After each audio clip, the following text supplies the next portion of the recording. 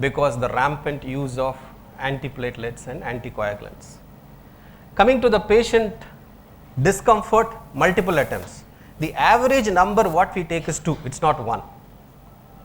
And neurological injury is again quite rare. So, I am not saying that these are all because of landmark guidance, I am not coming to say that.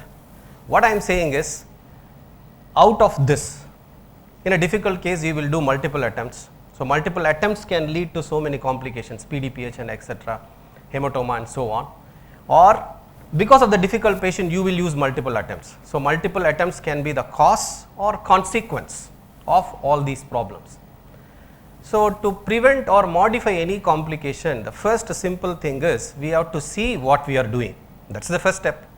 Then how we are using that information, that is the second step, but this is the first step.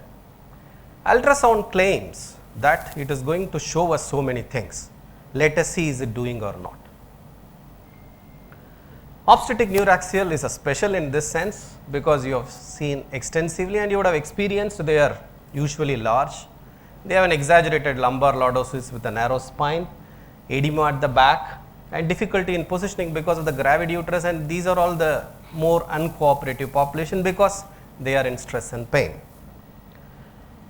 So, coming to the critical question, if I wanted to ask you what information that you need to perform a safe and effective central neuraxial block, when I asked that question to me, I asked only these 4 informations. Where is the interlaminar space? Because we all of us know the spinal cord is enclosed by a bony canal and the interlaminar space is the only doorway in the posterior side through which you can access. So, that is the only gap. So, I wanted to know where is the interlaminar space. Then which is the midpoint of that space? Because this interlaminar space is not a round space, it is a diamond shaped. So, if you go on to one side you will hit this articular process, if you come on to the left you will hit this articular process, go up upper lamina, go down lower lamina, it is enclosed by a diamond shaped space.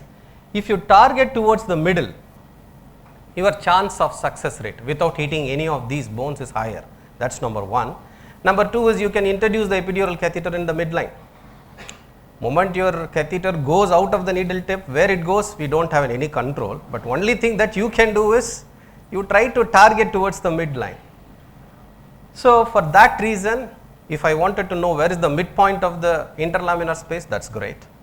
The third is what is the approximate depth, so that I will not blindly push my needle. I know some limitations, beyond this it is not there, so that I will not produce unintentional trauma to the neuraxial structure. And then what is the level of the spinal cord that I am working